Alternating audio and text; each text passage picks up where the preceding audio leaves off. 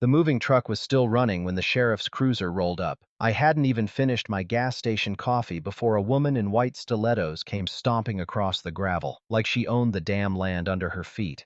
"Yes, officer," she hissed into her phone without even looking at me. "He's here. The military squatter I warned you about." That's when I realized this wasn't a welcome. It was an ambush. The sheriff didn't ask my name, didn't care that I owned the property. "Sir, I need you to vacate the premises," he said, citing a restraining order I'd never even seen. And just like that, I was being erased from my own land, the land my uncle left me, the land I bled for in 2 wars. And if they thought I was going quietly, they picked the wrong damn veteran. If you're ready to dive into the twisted truth behind this HOA's corruption and how I exposed it all, hit that subscribe button. You're going to want to hear this. The sheriff's cruiser barely creaked to a stop before chaos hit gravel. The moving truck still coughed diesel into the air, half unloaded.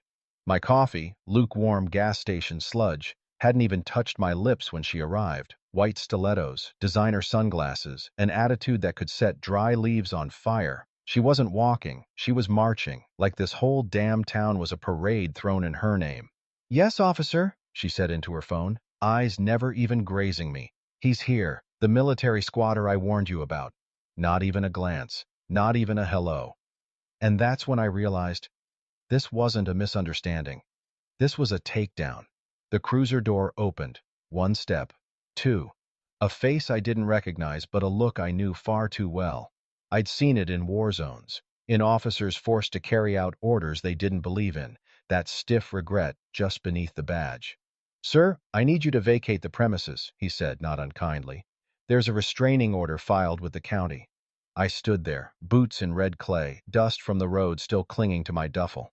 And behind me, my uncle's cabin, weathered, quiet, beautiful in its defiance, stood like the last thing on earth that made sense. This wasn't just a house. It was the last heartbeat of a man who'd taught me what survival meant, and I wasn't leaving. The porches started filling. Faces I hadn't seen in years, some I didn't know at all. One woman held her toddler like a shield. Another peeked through blinds like it was a matinee.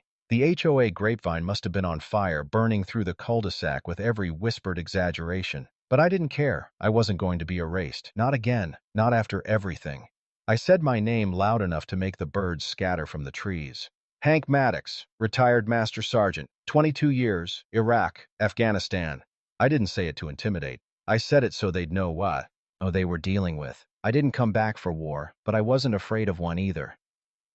My Uncle Wade left me that cabin for a reason. It was the only home I'd ever known where I didn't have to look over my shoulder. But in Pine Hollow, peace comes with paperwork. Smiles come with strings. And every neighbor might be watching, not to protect you, but to make sure you disappear without a sound.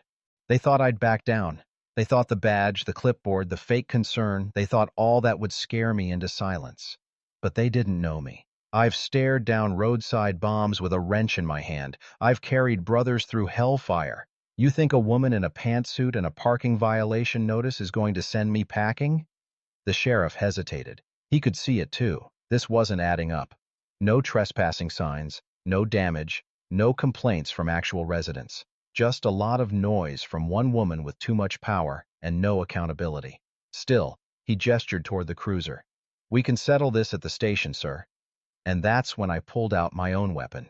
No, not a gun. A manila folder. The deed, the title, the original surveyor's map, hand-sketched by Uncle Wade himself. All of it notarized, stamped, and recorded long before Pine Hollow ever heard the word HOA. I didn't wave it like a flag. I placed it down slowly, firmly, like setting a brick on the foundation of truth. "This cabin is mine," I said, "and it's not going anywhere." That's when she finally addressed me directly. Beverly Consincade, HOA president, Pine Hollow's self-appointed queen of shrub trimming and paint swatches. She smiled like a knife. "You may have paperwork, Mr. Maddox," she said, stepping closer in her heels like the gravel should part for her, "but we have standards, and your aesthetic isn't welcome here." I almost laughed. Aesthetic? My uncle built this place with his bare hands after coming home from Vietnam. He carved the support beams himself. Every floorboard has a story, every dent in the wall a memory. But to Beverly, all she saw was a cabin that didn't fit the catalog, a blemish on her brochure, a problem she needed erased. The sheriff took my folder, stepped aside, and started reading. His deputy whispered something in his ear. I could tell the tide was turning. But Beverly? She doubled down. This is a private community, she said. We vote on who belongs here. And that's when I said it, the thing that made her blink. Communities aren't clubs, Beverly. You don't get to approve someone's right to exist. Silence. A long one. Enough time for the truth to stretch its legs. I wasn't some squatter. I was the ghost of their guilt come home to roost. And deep down, they knew it. They didn't just want me out. They were afraid of what I represented, a past they couldn't control, and a future they couldn't manipulate. They wanted me erased because I reminded them of what this place used to be, before the pressure-washed fences, the manicured mailboxes, the bylaws written in blood. Pine Hollow wasn't always like this. I remember casting lines into the lake with Uncle Wade, the sun bouncing off the water like it was winking at us. No fences, no HOA, just neighbors who helped you carry lumber and offered beer before judgment. But that changed when the money came. Developers started carving up the land like it was meat on a bone. Lakeside plots sold to people who'd never even touched a fishing pole, let alone baited a hook. They brought in consultants, aesthetic experts, even a landscaping committee with clipboards and measuring tape. And at the top of it all, perched like a hawk in white linen, was Beverly. Her husband, Tom Consincade, made his fortune paving roads for the county, bought the biggest house on the West Shore, and treated Pine Hollow like his own personal golf course. Beverly built fences, not just physical ones, but social ones, rules designed to cut out the undesirables. And by undesirables, she meant anyone who didn't fit her glossy suburban fairy tale. The week before I moved in, I got an envelope in the mail. Thick, gold trim, like it was an invitation to a wedding. It wasn't. Inside was a violation notice longer than a deployment checklist. My roof was the wrong color. The cabin needed paint. The dock was outdated. The landscaping, too natural. Their word, not mine. Estimated cost of compliance? $18,300. I stared at that number like it was a punchline to a cruel joke. My response? I burned it, dropped the whole envelope into the fireplace, and watched it curl to ash. And then I picked up the phone. Pine Hollow HOA, she answered, sugary sweet. Beverly speaking. I didn't yell. I didn't curse. I just told her plainly. I wasn't a tenant. I was the owner. She didn't miss a beat. You're the military one, right? I'm sure you're used to following orders. That's when I knew. This wasn't about the cabin. This was about power. She didn't want me to repaint. She wanted me to retreat. But I don't retreat. Not in the desert, not in the jungle, and sure as hell not in my own backyard. She wanted a war dressed up in neighborhood charm? Fine, she'd get one. When I hung up that phone, I didn't go back to unpacking. I didn't even finish my coffee. I sat down at Uncle Wade's old kitchen table, the one with burn marks from 1,000 camp stove experiments, and I started making calls. Not to a lawyer, not yet. I called the county recorder's office, then the zoning department, then the archives. Every desk clerk I spoke to was either bored or apologetic, until I mentioned my uncle's name, Wade Maddox. Suddenly, the tone shifted. One woman paused, said she'd heard that name before, told me to hold. 5 minutes later, she was back on the line, reading off parcel numbers and legacy agreements that hadn't been touched in decades. Turns out, Uncle Wade didn't just build a cabin, he laid the roots of this entire shoreline. The HOA, as it turns out, came long after. Developers formed it in the early 2000s when they started tearing up old fishing lots and planting identical McMansions like weeds around the lake. But Wade's deed, recorded in '66, predated everything. No covenants, no restrictions, not even a footnote about homeowner obligations. The land was clean, legacy land. It was a loophole so wide you could sail a pontoon through it. So I printed it all, every map, clause, signature, and stamp. Stuffed them into a binder thicker than a Bible and placed it beside the door, just in case Beverly or one of her clipboard soldiers came knocking again. But I wasn't the only one preparing for battle. 3 days later, a stranger showed up on my dirt path. Khakis, sunglasses, a camera bag. Said he was with neighborhood compliance. No badge, no ID. Just a lot of vague threats and pointed questions about my service record. You ever diagnosed with anything? he asked, like it was small talk. You on any medications? I didn't answer. I just stared until he fumbled his words and backed toward his car. But the damage was done. They aren't just trying to find me. They were trying to discredit me, paint me as unstable, a danger, a ticking time bomb, anything to justify pushing me out. But I had backup I didn't even know about. Her name was Darlene Price, retired school secretary, lived 3 doors down in a mustard yellow cottage with peeling paint and a garden gnome missing a nose. She saw the whole thing, invited me over for sweet tea, said she'd seen this all before, and she had proof. Darlene Price had lived in Pine Hollow longer than the streets had names. She walked with a limp bus accident back in '83, and spoke like every word had passed through a lie detector before it left her lips. Her home smelled like lemon polish and old paper. She waved me into the kitchen, poured 2 glasses of sweet tea, and slid a plastic storage bin across the table like it held state secrets. I call it the nonsense box, she said, grinning without humor. Inside, HOA newsletters dating back 20 years, meeting minutes, legal memos, even handwritten complaints in cursive ink, back when people still cared enough to write by hand. And right there, in a manila folder marked Historical Charter, was the key to everything. The original Pine Hollow Founding Agreement, signed in 1966 by 12 local families, including Wade Maddox. She flipped to a page and tapped her crooked finger against a yellowed paragraph. Section 5, she said. No development or restriction may interfere with lake access granted to founding families or their heirs. I read it twice. It hit me like a steel beam wrapped in velvet. Beverly wasn't just being petty, she was being strategic. Because if the original charter still held weight, then Uncle Wade's cabin wasn't just outside their rules. It was legally immune, and that meant I was standing between her and her gold mine. Darlene lowered her voice like someone might be listening through the petunias.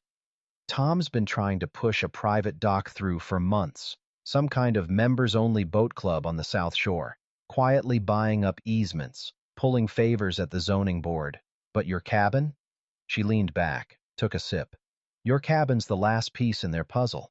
They can't build without access across your lot. And just like that, it all came into focus. The threats, the restraining order, the sleazy fake inspector asking about me, my mental state.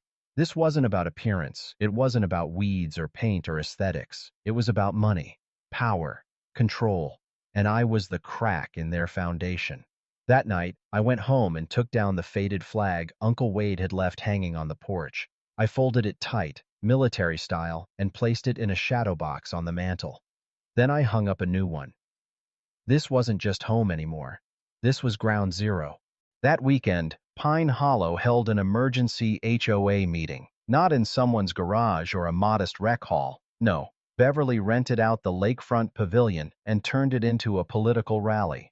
White tablecloths, catered hors d'oeuvres, a projection screen the size of a movie theater, probably rented with funds meant to repair potholes, and she strutted in like a senator on debate night. Neighbors filed in, curious and compliant. Some clutched those HOA newsletters like gospel. Others just wanted their free shrimp cocktail. But all of them sat down when Beverly took the mic. She didn't wait, didn't ease in. She got right to it. We must act swiftly, she declared, her voice echoing off the water. This individual, she didn't say my name, is a threat to our values. Then came the slideshow. Image after image of my cabin, deliberately filtered to make it look sinister. Shadows darkened, angles skewed. They even used a grainy photo of me unloading gear from my truck like it was surveillance footage. This, she said, is what happens when we let standards slip. I stood in the back of the crowd, silent, in full dress uniform. Not for show, not for intimidation, just as a reminder that I wasn't some recluse with a shotgun and a grudge. I was a man who served, who bled for the idea that freedom doesn't come with an application form or a neighborhood approval rating. Beverly clicked to the next slide. We're holding a vote tonight, she said, to pursue legal action that will ensure the safety and order of Pine Hollow. That's when I stepped forward, binder in one hand, charter in the other. Before you vote, I said, voice low but solid, you might want to read the rules that came before yours. Heads turned. Some folks gasped when they saw the uniform. Beverly's smile faltered just a hair. I laid the founding charter on the table like a final move in a long game of chess. And then Darlene came up beside me, her walker thudding like a war drum on the pavilion's fake hardwood. "They can't touch him," she said, "legally or morally." And that's when the door burst open. Sheriff Turner, two deputies, and a woman in a black blazer. "Maria Ling," she said, holding up a badge, "State Attorney General's office. We need to talk about your HOA president." The room froze. Beverly didn't blink right away. She stood there, heels planted like she still owned the oxygen in the room. But I saw it. That slight tremor in her jaw. That twitch at the corner of her mouth like her world had just cracked and she was scrambling to patch it with pride. The woman in the blazer, Agent Maria Ling, walked straight past me and Darlene, her badge gleaming under the fluorescent pavilion lights like a holy symbol in a room full of sinners. "We've received multiple complaints," she said calmly, but with the kind of confidence that makes liars start sweating. "Falsified HOA records, misappropriation of community funds, alleged harassment and targeting of vulnerable residents." You could hear a pin drop, except for Beverly, who forced a laugh so brittle it might have shattered her own teeth. "This is ridiculous," she said. "A misunderstanding. I have all the financials in my office." "That won't be necessary," Agent Ling cut in. She held up a folder so thick it looked like it had weight. "We already have the documents and the audio recordings." That's when the screen behind Beverly, still on the last slide of my cabin, suddenly went black. Then a new audio file played. A recorded phone call. Her voice filled the room, cold, calculated, unmistakable. "I don't care if he's a veteran. Find something on him. Get in touch with the VA. PTSD, mental instability, anything that makes him look like a threat. We can't have someone like that riling up the neighbors." The oxygen got sucked out of the air. Someone in the crowd muttered, "Jesus." Another, "She really said that?" Beverly stepped back, her hands shaking now. "That's taken out of context," she hissed. "You people don't understand what I've built here. This is about community." "No," Darlene snapped, her voice louder than I'd ever heard it. "This was always about control." Agent Ling nodded to the sheriff. "She and her husband are to be taken in for questioning. There's enough to proceed with multiple felony charges." Tom Consincade had been lingering near the back, thinking he was safe in the shadows, but the deputies turned to him too. "Mr. Consincade," one said, "you're coming with us." "What charges?" he barked, trying to puff his chest up. "This is my land. I built half the roads in this county." "And build them back to the HOA without any documentation," Ling replied without missing a beat. "That's embezzlement, at best." Plastic cuffs clicked shut. Beverly shrieked like someone had just pulled the plug on her world. "This is harassment. You'll regret this, all of you." But nobody answered her. Nobody defended her. Not the woman from the landscaping committee. Not the man with the golf cart. Not even the guy who once passed out flyers for her during election week. They just watched. Some with anger, others with relief, but mostly silence. Because the woman who had policed grass height, lawn furniture, and porch paint just got dragged out of her own HOA fantasy in disgrace, and they all saw it happen in real time. I didn't smile, didn't cheer. I just looked toward the lake. Calm, wide, eternal. The same lake I used to fish as a boy, before they tried to wrap it in gates and greed. Peace, I realized, doesn't always come easy. Sometimes you have to fight for it. When the squad cars rolled away, flashing red and blue across the pristine hedges Beverly once inspected with a ruler, the crowd didn't disperse right away. No one knew what to say. They stood in clumps, neighbors who hadn't spoken in months, people who'd once whispered about me behind closed curtains now looking at me like they'd seen a ghost step out of history. But it wasn't me they were haunted by. It was the truth. The realization that all their HOA dues, all their silent compliance, all the quiet nods to Beverly's reign, they'd been feeding something rotten. I didn't stay for the cleanup. I walked home. The breeze was soft off the lake. That strange, almost spiritual quiet you get right after a storm. I sat on the cabin steps with Darlene. Neither of us said anything for a while. She finally broke the silence. "You know they're going to come to you now, right? Ask for help. Try to figure out what to do next." I nodded. "Let 'em." The next morning, the HOA board officially resigned. All of them. Beverly's loyalists, every treasurer, secretary, and self-important hall monitor turned in their positions, some with shaky hands, others with smug farewells like they were escaping a sinking ship they'd built themselves. It was the first time in years Pine Hollow had no one at the helm. And that's when they knocked on my door. 5 neighbors. Some I remembered from childhood. Others I only knew from violation notices and passive-aggressive porch glances. They weren't there to apologize, not yet. They were there to ask for leadership. "Would you help us form a new committee?" one woman asked. "Something fair, something real." I didn't say yes, not right away. I told them it wasn't about replacing a queen with a different kind of tyrant. If this community wanted to fix itself, it had to do it together. So we got to work. Darlene became interim chair. Meetings were opopsy. Transparent, no more behind-the-curtain votes or secret deals. We pulled out paint cans and gardening gloves. People who hadn't spoken in years shared lemonade and stories. I helped fix siding and repair docks, not for money, but because it felt right, because it felt earned. One guy, Larry, a retired Navy welder, rebuilt my dock without asking for a cent. Said it was the least he could do after watching that HOA circus run over the neighborhood like a tank. We started hosting potlucks, bonfires, story nights. Veterans Day came, and instead of silence, we held a fish fry that drew folks from 3 counties. I smoked the catfish. Darlene brought peach cobbler. Someone even sang a country hymn on the dock, and for a moment, it felt like we'd reached back through time and pulled Pine Hollow back to its roots. Not perfect, but real. And that's when the idea for the Wade Maddox Memorial Fund was born. The Wade Maddox Memorial Fund didn't start with a mission statement or a flashy website. It started at my kitchen table, same place Uncle Wade used to draw out fishing maps and teach me how to oil a rifle. I scribbled out the idea on a napkin while Darlene poured coffee and listened with that schoolteacher patience she never lost.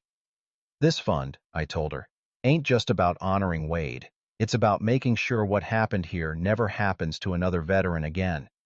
She nodded slowly, like she'd been waiting years to hear someone say that out loud. See, Wade wasn't just a handyman or a war vet. He was one of those men who believed land meant something, that if you built something with your hands and held it long enough, it became part of you. That cabin, that lakefront, it wasn't property, it was legacy. And Beverly tried to burn that legacy to the ground with a smile and a clipboard. So the fund's goal was simple: help local veterans secure housing without the noose of HOA bureaucracy wrapped around their throats. Down payments, legal aid, repairs, whatever it took. We'd use the same community that had once been used to oppress to now protect.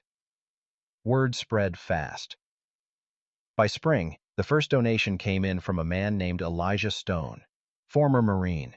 Used to live in Pine Hollow before Beverly fined him out of the community for keeping a restored Humvee in his driveway. Now, he wanted back in, not to live, but to help. Said the day he saw Beverly in cuffs was the first time he felt seen in years. Then came a retired Air Force couple who'd been priced out of a neighboring subdivision, then a widow whose husband served in Desert Storm. They didn't want pity, they wanted peace. A corner of the world where no one asked them to repaint history or mow down their identity. We filed the paperwork. Official nonprofit, legal, clean, bulletproof. No more backroom deals. Every cent logged. Every family vetted and guided. And for the first time since I came back from deployment, I felt like I wasn't just surviving, I was rebuilding. That's the thing they don't tell you about war. It's not always fought with bullets. Sometimes it's fought with silence, with paperwork, with power dressed up as politeness. And the only way to win is to shine a light on it loud enough that no one can pretend they didn't see. That's what Pine Hollow became. Not a battleground anymore, but a blueprint. I never planned to become the face of anything. Hell, all I wanted when I came back was peace. A little quiet by the lake, a shop to tinker in, maybe a place to smoke fish and tell old stories to anyone who'd listen. But when you stand your ground against something rotten and survive, people start showing up with their own battle scars. And before you know it, you're not alone anymore. You're a voice, a symbol, and that scared some folks. Not everyone in Pine Hollow liked the change. There were whispers. that I was turning the neighborhood into a charity case, that the lake would go to hell with all these veterans coming in. One woman, Sandra Klein, a former board member who used to hand out citations like she was a meter maid on steroids, even accused me of militarizing the community. I ignored her the first time, but the second time I invited her over for coffee. She hesitated, but showed up anyway, probably expecting an ambush. Instead, I gave her a tour of the shop out back where I was teaching a local vet's kid how to repair an outboard motor. Introduced her to Ray, a Purple Heart recipient who was building birdhouses for the neighborhood park. Showed her the stack of letters we'd received from families, thank yous, requests for help, even some handwritten notes from kids who said things like, "My dad smiles more now." I didn't lecture. I didn't raise my voice. I just let her see what community looked like when it wasn't driven by fear or fines. When she left, she didn't say much, just nodded once, quiet and sharp, like a woman rethinking her entire worldview. That night, she made a donation to the fund, anonymous, but I knew it was her. The more we built, the more the town changed, not in big dramatic ways, but in thousands of small, silent shifts. People who used to hide behind HOA rules were stepping out, painting fences without asking permission, planting wildflowers instead of regulation-approved shrubs. And nobody cared. In fact, they liked it. The illusion of perfection cracked wide open, and what came spilling out was something real, messy, human, free. And that's when I realized the HOA was never about order. It was about control through fear. But fear only works when people feel alone. Now, we weren't. They say you can kill a man with silence, that it doesn't take a weapon, just enough isolation, enough sideways glances, enough invisible lines drawn in driveways and under doormats. Pine Hollow had lived under that kind of silence for years. Before I ever came back, before I ever unpacked a single box, the rot had already taken root. People just didn't talk about it, because talking meant risk. But something shifted the moment Beverly's voice played over that speaker. The way she talked about me, like I was a disease, a disorder to be purged, it didn't just expose her. It exposed everyone who had nodded quietly while she ruled. Everyone who accepted the idea that a man's lawn height was more important than his history, that a chipped window frame said more about your worth than your war wounds. That tape was a mirror, and a lot of people didn't like what they saw. After the arrests, and after the HOA board disbanded, there was this strange collective pause. A vacuum. No rules, no threats. Just silence again. But not the weaponized kind. It was a waiting silence, waiting for someone to define what came next. I didn't want to be that person, but it wasn't about want anymore. It was about need, because if we didn't step in, if real people didn't take ownership of what community could be, someone else like Beverly would. So we started with the lake. That water had watched generations come and go. Kids grew up on it. Men scattered ashes into it. Lovers got married beside it. And yet, somehow, it had almost been sold off for a members-only boat club, all so Tom Consincade could turn a public memory into private profit. Not on my watch. I met with the county, dug through more records, found that the original lake access, secured by those 12 founding families, was never meant to be exclusive. It was meant to be shared, protected, used by the people who lived here, not hoarded by the people who bought power.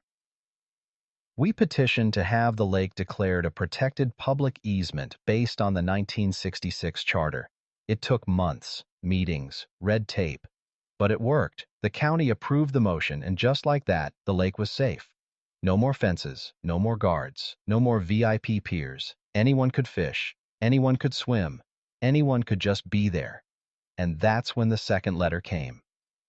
Handwritten, no return address, just 3 lines. You don't know me, but I watched what you did. Now it's our turn. Inside was a check for $25,000 made out to the Wade Maddox Memorial Fund. No name. Just one word scrawled on the memo line. Freedom.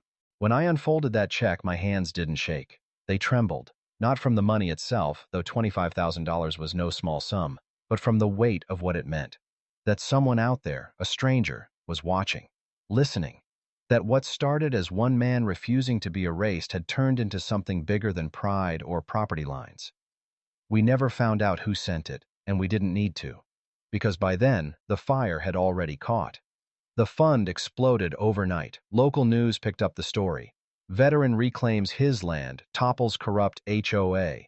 And suddenly my cabin, once labeled a non-compliant structure, became a symbol of resistance, of reclamation. Donations poured in, not just money, but tools, supplies, offers of legal help, volunteers. Veterans from towns I'd never heard of reached out with stories of being bullied, evicted, fined into homelessness by HOAs that acted more like cartels than communities. Some of the letters broke me. A Marine who lost his home because his service dog exceeded the HOA's breed restrictions. An Army widow fined for displaying her husband's uniform in a front window.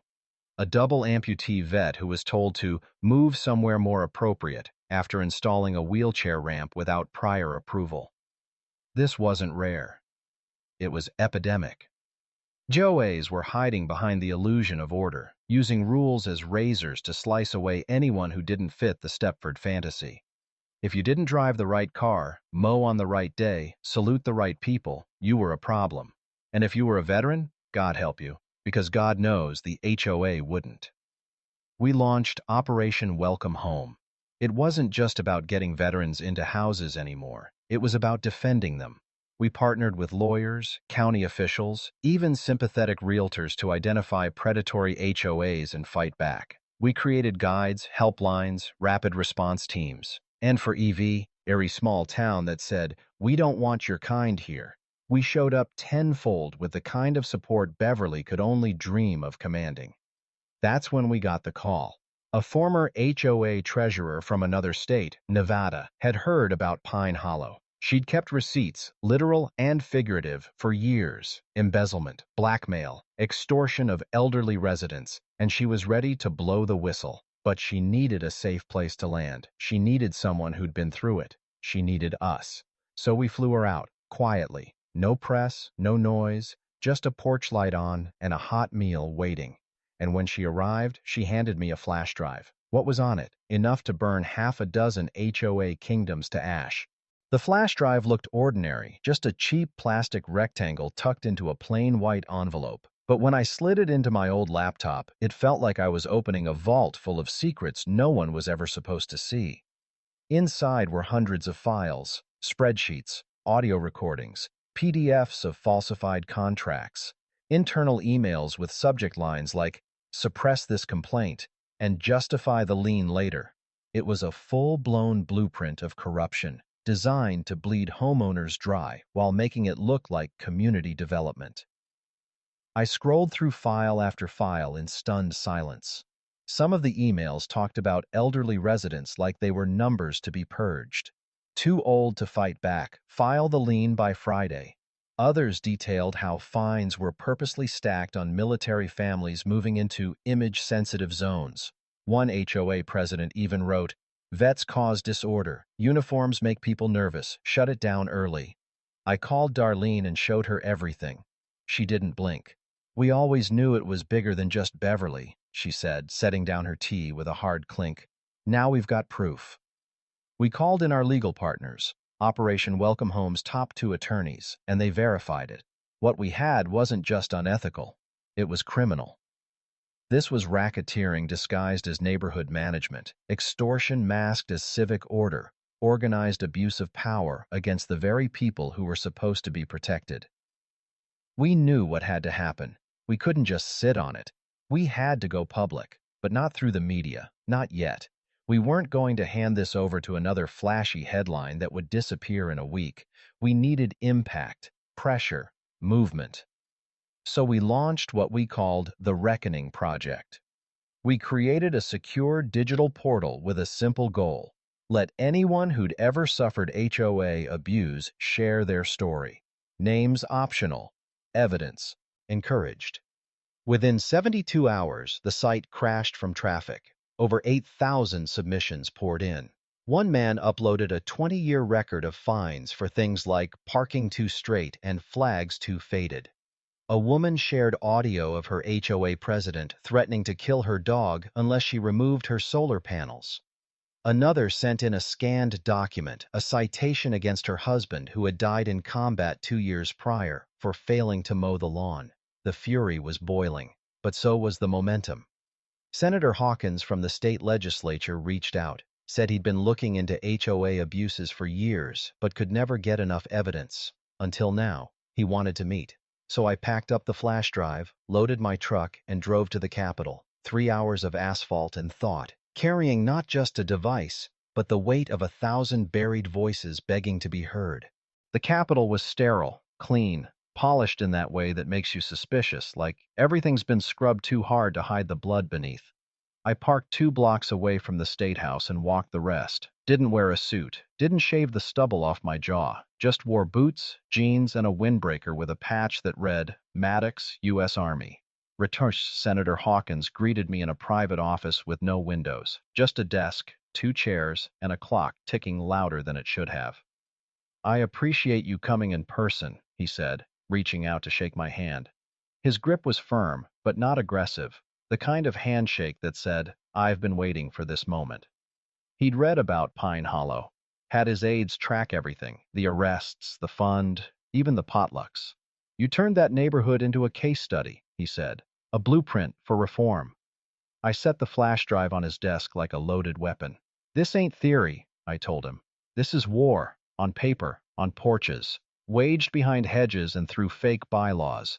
People are losing their homes, their dignity, their sense of belonging, and it's happening in the name of community standards." He opened his laptop and started reading. His face changed with each file. A muscle twitched in his jaw at the audio clips. His brow creased at the ledgers. When he got to the spreadsheet labeled Enforcement Targets, Veterans Only, he closed the laptop and looked me dead in the eyes. "This is enough to draft legislation," he said. I didn't flinch. "Good, because I'm not asking you to look at it. I'm asking you to fight." He nodded, slowly, thoughtfully. Then he called in his chief of staff and legal team. We spent 4 hours outlining what would become the state's first comprehensive homeowner bill of rights. Protection against fraudulent liens, transparent financial disclosures, prohibition of HOA authority veer properties not under voluntary covenant, and specific clauses defending veterans, the disabled, and the elderly from targeted fines or surveillance. They named it the Maddox Act. I didn't ask for that. I didn't want it, but I wasn't there to argue. By the time I got back to Pine Hollow, the story had already broken. Local news, state papers, online blogs, the headline everywhere was the same. Veteran exposes multi-state HOA abuse, legislation incoming. Some called me a hero. Some called me dangerous. Some HOA lobbyists said I was undermining community cohesion, but I didn't care what they called me. Because while they were playing politics, we were building something real. And when I pulled into the gravel drive of my cabin, there was a crowd waiting, neighbors, friends, strangers with casseroles and clipboards, Darlene standing at the front, tears in her eyes, holding a framed photo of Wade. "This one's for him," she said. And I finally let myself believe we weren't just fixing a neighborhood. We were fixing a country. I didn't sleep that night. Couldn't. The silence that used to haunt this place had become something else entirely.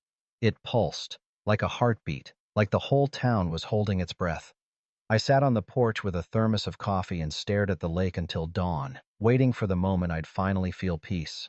But peace, it turns out, doesn't always feel like stillness. Sometimes it feels like readiness. At sunrise, my phone lit up with a number I didn't recognize. Washington area code. I answered without thinking. "This is Maddox." A pause. Then, "Mr. Maddox, this is Representative Karen Whitmore, House Committee on Veterans Affairs. I believe we need to talk." What followed was a blur of coordination. Calls from advocacy groups, interviews, requests for testimony. They wanted me in D.C. the following month, front row, committee hearing, to speak on the record about HOA corruption and veteran abuse. I said yes before she even finished asking. Back in Pine Hollow, the preparations began like clockwork. Darlene baked more than she talked. The local high school kids helped print flyers. Even Larry, the Navy welder who once barely spoke a word, offered to drive me to the airport in his beat-up Dodge. The whole town felt like it was moving together, slow but strong, like the tide pulling towards something bigger. Then, one night before the trip, I found something strange on my doorstep. An envelope. No postage. No name. Inside, a black and white photo of Uncle Wade, standing on the old dock in 1972, holding a catfish the size of a toddler. On the back, scribbled in pencil, "He fought for the lake. Now you're fighting for all of us." I didn't cry. Not then. But I sat with that photo in my lap for a long, long time, wondering how many others had suffered in silence, how many names had been scrubbed from HOA meeting minutes, how many families had packed up and had left because it was just easier than fighting back. Not anymore. Washington was cold when I landed. Not the weather, the air, the tension. Like every hallway held a secret, and every handshake came with conditions. But I walked into that committee room in boots and denim, chest full of stubborn pride. My nameplate read Hank Maddox, homeowner, veteran, advocate. I sat down, adjusted the mic, and said, "Let me tell you what happened when the wrong people tried to control the right kind of neighbor." I told them everything, from the first fake citation to the day Beverly got hauled away in cuffs, from the whispers that tried to bury me to the letters from veterans begging for help. I didn't hold back. And when I was done, the room was dead quiet. Then someone clapped. One person, then two, then the whole chamber. They didn't clap for me. They clapped for the truth. And in that moment, I knew. This wasn't the end of the story. It was the beginning of something America had needed for a long, long time. The lake was quiet again. Not silent, not empty, just quiet in the way peace ought to be. The kind of quiet that hums beneath laughter and lawnmowers. The kind you only earn after something's been fought for. Reclaimed. A gentle breeze rolled over the water, rippling across the surface like a sigh, like the land itself was finally exhaling. It had been 18 months since I stepped into Pine Hollow and found a war waiting in my own backyard. And now, that war was over, but not forgotten. I stood on the newly rebuilt dock, Uncle Wade's dock. The planks had been sanded, resealed, reinforced with love and volunteer hours. A carved wooden plaque sat at the entrance now. It read, "Wade Maddox Memorial Dock, for those who stood their ground." I knelt and traced my fingers across the grain. Behind me, the annual Veterans Day fish fry was in full swing. Kids ran barefoot through the grass with ketchup-stained cheeks. Darlene, bless her, was refereeing a pie contest like it was the Olympics. The high school jazz band was warming up under a pop-up tent, and Larry, the Navy welder who once barely said 2 words, was manning the smoker like a man on a mission. The man could crisp a catfish better than anyone alive. The flags hung high, not from regulation-approved poles, but from trees, porches, pickup trucks. There were no violation notices, no HOA reps hiding behind clipboards, just people, families, veterans, widows, locals, strangers turned friends. And the lake, God, the lake, it gleamed, open, accessible, free. I turned toward the cabin. A little boy, Timmy, whose dad I helped get a VA loan, was sitting on the porch steps, waving a sparkler and shouting something about freedom fire. His mom stood behind him, smiling with that kind of gratitude you don't say out loud. You just feel it. She caught my eye and mouthed, "Thank you." I gave a nod, nothing more, because. So some moments don't need words. They just need witnesses. Inside the cabin, framed on the mantel, was a photo of Uncle Wade, standing on this very dock, holding up a fish half his size. Beside it now hung another frame, the signed, sealed copy of the Maddox Act, passed unanimously by the state legislature 3 months ago. It was official. Veterans across the state now had protections. HOAs were under audit mandates. Abuse was no longer policy, it was criminal. But the fight wasn't just legal. It was cultural, it was emotional, and it wasn't over. That's why Operation Welcome Home had expanded. 12 towns, 4 states, dozens of neighborhoods being reclaimed, repainted, rebuilt, not to match some imaginary standard of perfection, but to reflect the imperfect beauty of real life. This wasn't a movement built on outrage. It was built on remembrance, on grit, on front porch promise. I took a seat in Uncle Wade's old rocking chair and let the breeze carry the scent of grilled corn and lake water. The sun was dipping behind the trees, casting gold over everything like a blessing. And in that moment, I thought of every veteran who never made it home, every neighbor who'd been silenced, every family who chose to pack up rather than fight. To them, I say this: we remember you. We fought back for you. We built this for all of us. And if anyone out there is still fighting their own HOA nightmare, you're not alone anymore. Because when they try to bury you in paperwork, in fines, in silence, you stand, you speak, you stay. Because some homes are more than houses. They're legacies. And legacies don't get evicted. They endure. They rise. They fight back.